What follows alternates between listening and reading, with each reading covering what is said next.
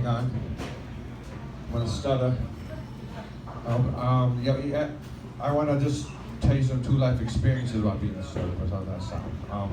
When I talk on a microphone, sometimes my stuttering goes away, so I probably won't stutter as much as I would if I wasn't on the microphone, but I would still like to share some stories with you about being a stutter. So let me go back to when I was like 7 years old. I remember going to the mall and sitting on Santa Claus's lap. And Santa says to me, "Hey Anthony, what would you like for Christmas this year?" I said, "Yeah, Santa, I'd like to get a skateboard." And that morning I had 8 skateboards on my tree. Yeah, but I made 7 new friends. I gave them all one. That was pretty good. Yeah, nowadays we have these people coming out, late in life, in their 60s, 70 years old. They finally realize it's time to come out, whether you're transgender or gay or whatever. I don't believe in that. I think as soon as you realize that they feel different, that you should come out at a younger age. Like when I came out, I sat my parents both down. I was like 7 years old. I sat them both down at the kitchen table. I'm like, "Mom, Dad, I don't know if you realized it yet, but I'm a stutterer."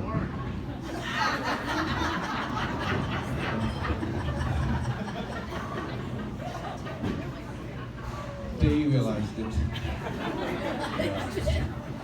Yeah, and then, growing up, I played some football, organized football. I played quarterback, believe it or not. I got a lot of delayed game calls. It didn't work out too well for me.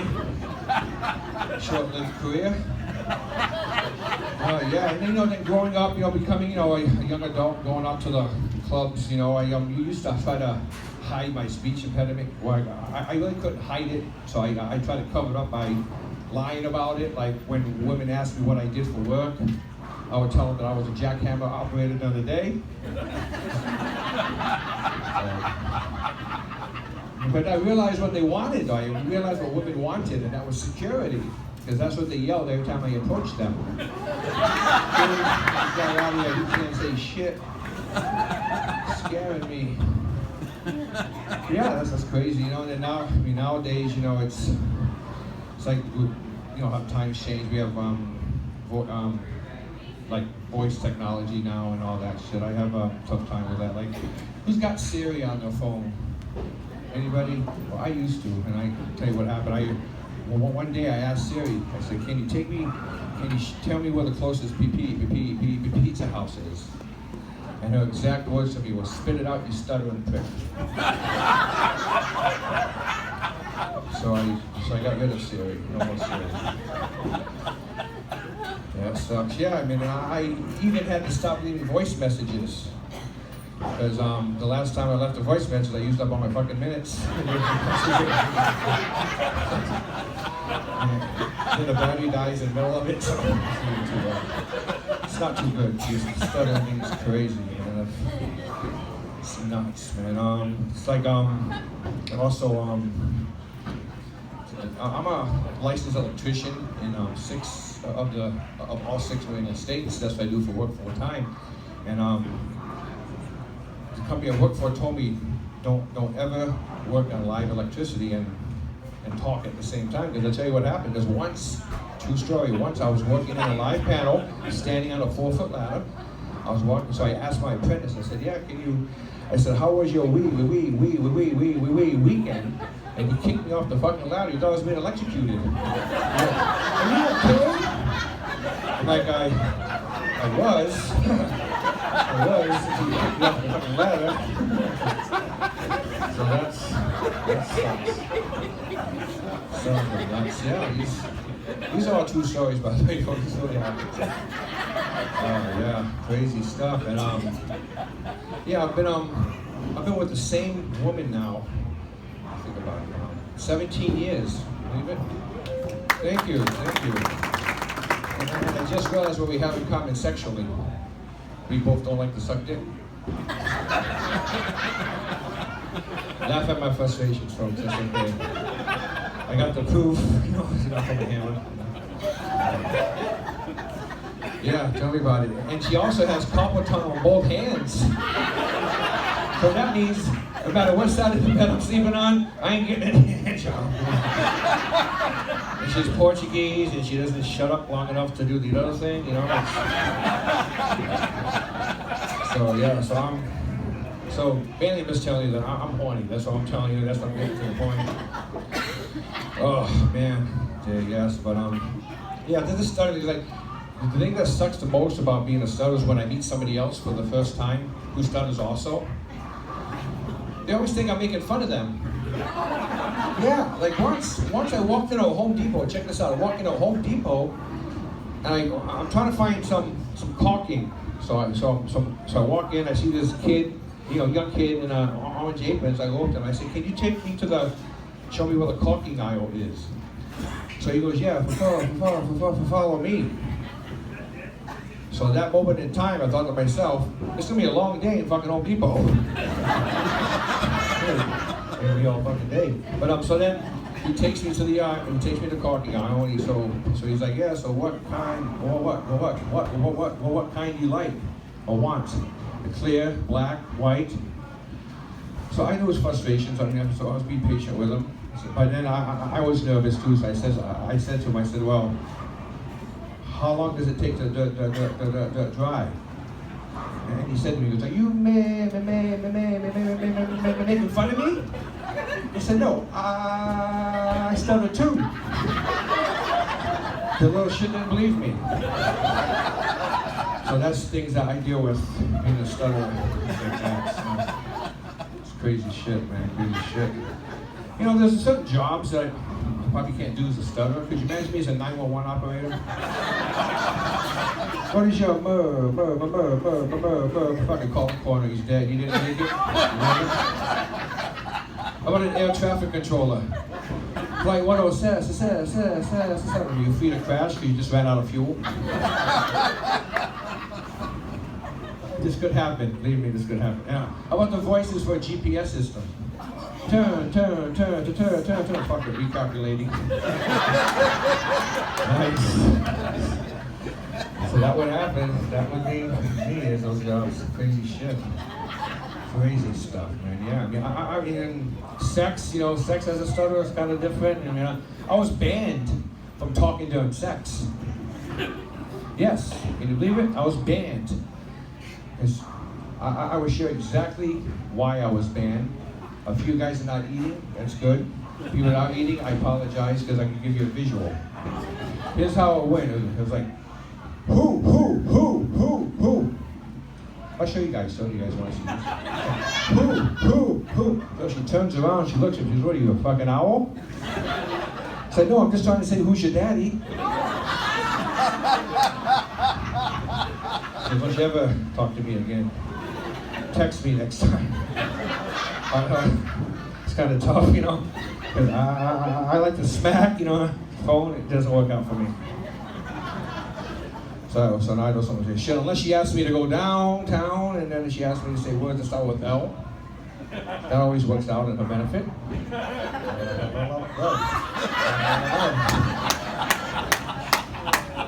That's good stuff. Good stuff. She likes that. Oh man.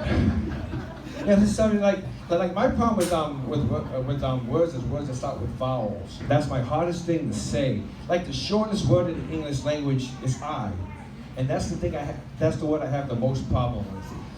So I was thinking, and I mean, like I also love the Wheel of Fortune game show. So I thought to myself, if I ever go on Wheel of Fortune, I'm never gonna be able to buy a fucking vowel. I would go broke. Can I get no more money, you're done, you can't buy any more. You get stuck an eye for 10 minutes. Yeah, Pat, can I get they take a commercial break, they come back, I'm still stuck an eye. Yeah, that's what would happen. Yeah, this is crazy. Yeah, stuttering has been crazy, man. Anybody else likes to go to the casino? Casino lovers in the house? I really can't see you guys because all these lights are so bright. You should charge for tanning. I'll be tan by the time I get home. Or maybe go home with melanoma. Either crazy shit. But yeah, any casino lovers in the house? Yeah, like My lady loves going to the casino, but she likes going when I'm home, relaxing, watching the game, just relaxing on a Sunday afternoon. She always walks up to me, Anthony, let's go to the casino. Let's get $50, go there, as soon as it's gone, we'll come right home. So I say, no. She goes, come on, let's go. So she kind of begs me, she's like, okay, $50, we'll go. So we drive there, because we don't live that far from us. We go there, and so I give her the $50, I sit at the bar. 2 minutes later, she comes back. It's all gone. Go get more money. I'm like, no, I don't want no money. Let's get out of here. Let's go home. So she tries to convince me to go get more money from the teller. You know, go cash a check, use a credit card, go get some more money because she just wants to keep playing. But she begged me this one time like 30 minutes. But I stood my ground, guys, because we have to sometimes with our ladies, right? We put our foot down and say no. So I did that. I said no. But then she says these 4 words to me that makes any guy do anything. She goes, I will blow you. I'm like, take all my fucking money, go ahead. Here, take the credit cards, go have a blast. So now we're there 10 hours. When you get back home, apparently, she was talking to the money. And I ended up spending some alone time, you know. I was beating my shit like it owed me money, you know? Like, yeah, that sucks. See, I'm not a... show of hands, fellas, any masturbators in the house? You guys are all lying, you know that, right? Ladies on a finger, minute. Show your finger, ladies. Nice, thanks. Yeah, see, I'm not too good at masturbating. Well, I'm good at it, but not good at not getting caught at it, should I say. Because I'm always getting caught. Like once I was, I got myself all ready, you know, I had the door closed, and I always channel surf. You know, trying to channel surf and buy something good to watch, and masturbate at the same time. So here's how I prepare myself. Okay, so I got the TV, got the remote in one hand, my friend in the other hand, so I'm laying down on the bed. So I'm trying to find something to watch. I'm trying to find, like, maybe there's a Spanish channel. Spanish channel might have a camera toe shot or something, right, ladies, fellas? No, I keep going. All of a sudden, the door opens up, my lady walks in, and she looks at me. She looks at the TV, looks at me, looks at the TV, and she caught me masturbating to Disney Channel's Hannah Montana. Would you believe it? Yeah, she came in at the wrong time. It ain't my fault. Yep, so that's what happened with that. Sorry about that visual. Sorry. That's why the lady calls me. It's like one day, I'll tell you what my lady thinks of me.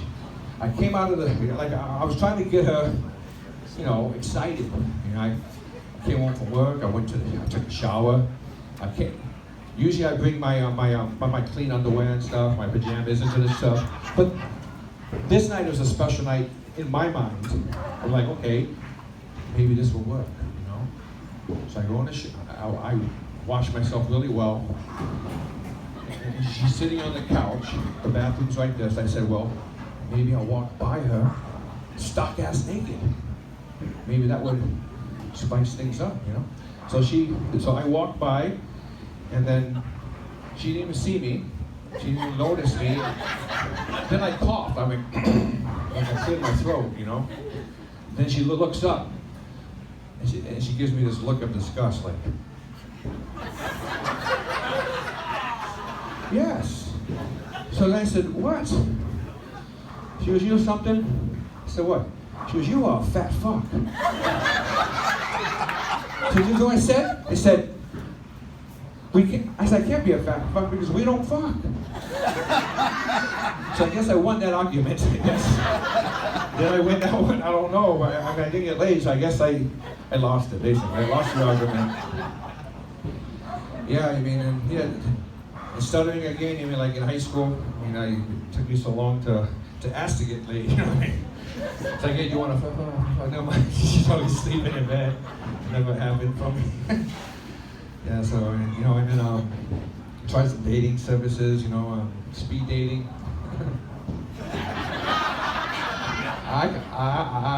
could never get by my name, you know. Could never get past saying my name. Yeah, last couple of years ago, my daughter, she's 27 years old now. She got married in Reno, Nevada. So me and her mother flew out there, and so I gave her away. And so we had a nice ceremony out back, ceremony and reception in her husband's mother's backyard. It was a nice wedding. It was like informal, but it was nice. So I was prior to the to reception. I was going on introducing myself and talking. So the people knew I had a speech impediment because I was not on the microphone, obviously. So it was taking me long to say shit. But so it came time to give the toast. So my daughter's like, "Hey, Dad, can you give the toast, please?" So I didn't have anything prepared. I didn't know what to say. So I just said, "Hello, everybody. So I'm glad you came. I would say something, but I'm only here 4 days." Mic dropped and walked off. So they all laughed. But there were less people there than here tonight, but I got a larger laugh than I did tonight. I don't know how that happened. Yeah, there's like maybe 30 people there, opposed to 65 here tonight? And the laughter was a lot louder then. So I gotta work on that. So yeah, so crazy shit. Yeah, sometimes the stuttering thing can work towards your advantage. Like in my case, it worked to my advantage a couple of times. I got a moving violation once, so I went to court to appeal it. So I had to see the clerk magistrate. So I'm really nervous around like less people. Like right around a large group of people, I'm more relaxed for some reason. I'm more relaxed around large groups of people opposed to one person. So I had to go into the clerk magistrate. So I'm really nervous.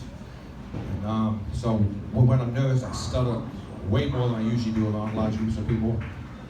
So I'm sitting there, he calls me in, he's like, "Okay, Anthony, tell me in your words what happened." I'm like, thinking to myself, okay. He wants me to say my own words. I said, I'm not gonna stutter. Although I just stuttered in my own head. I don't know how that happened. But he said, I'm not gonna stutter. So, but who am I fooling? I was like, I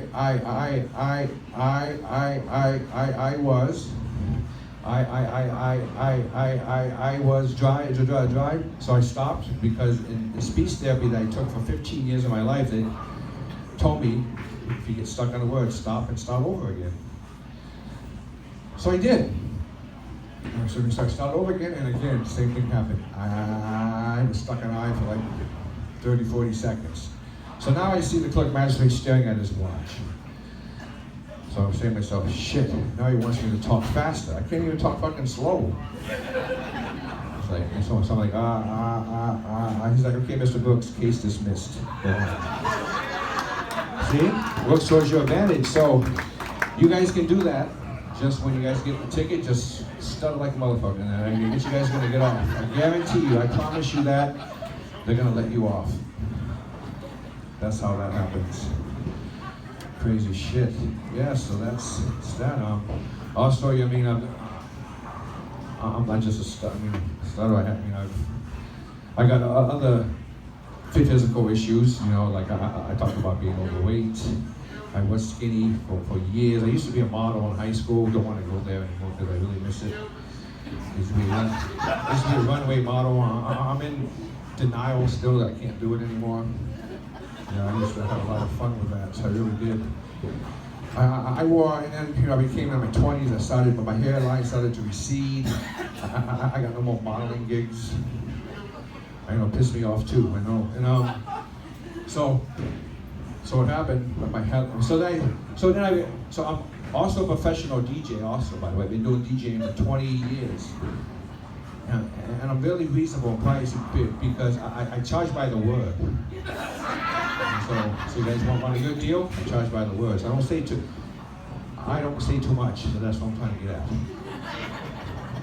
It may be a 5-hour gig, but I don't say too much.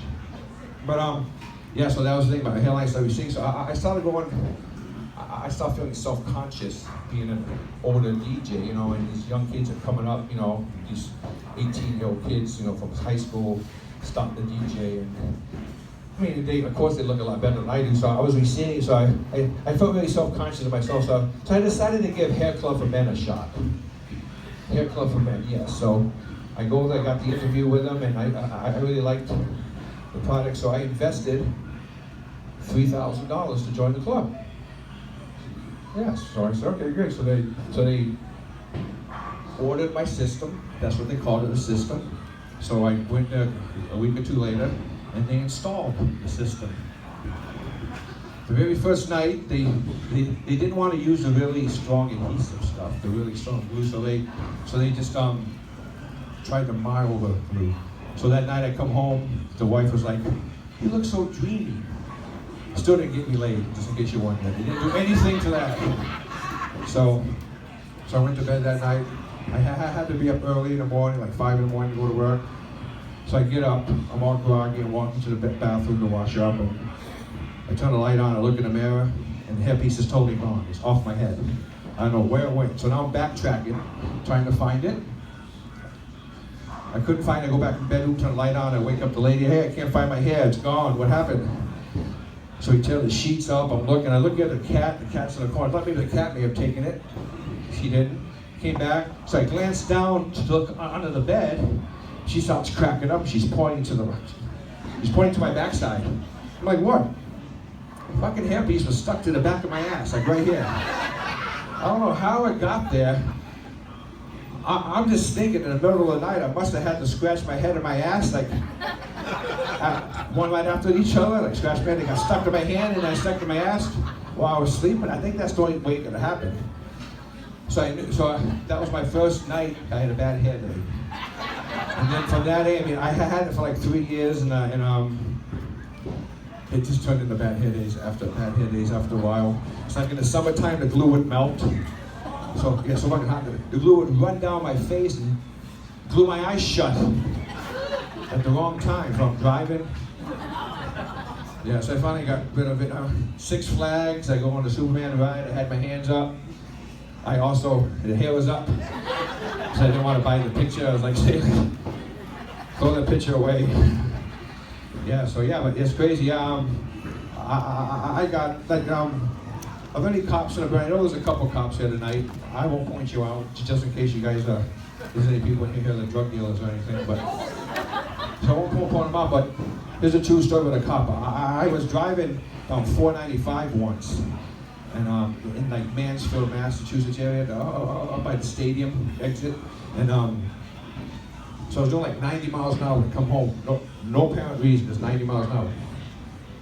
So the cop, the stadium was parked outside the road. He saw me. He was like, "You," he goes, "You pull over." I said, "Shit, he got me." So I pull over. I pull up in front of him. He comes up to my window. I roll my window down. He's like smacking his lips like this. He's like, don't know why he was doing it, but that's what he was doing. So he says to me, he's like, "You know something, son? I've been waiting for you here all day." So me being a fast thinker, a witty person, I said, "Well, I got here as fast as I could, officer." So he really liked that excuse. He thought it was I made him laugh. I made his day technically, because that's what he told me. He goes, "Since you made me laugh and made my day, I'm going to give you a written warning this time." So you guys can use that too. In that same scenario, obviously. Yeah, I live in Fall River, Mass. I got about a 15-minute ride home. I can't wait to get home. I'm gonna rip my wife's panties right off. I'm gonna rip those suckers right off. As soon as I get home, rip them right off. Because they're hurting my balls. I think I got them on backwards or something. That's my time. I'm Anthony Brooks. Hope you enjoy the rest of the show. Back to your host, Dave Sinclair.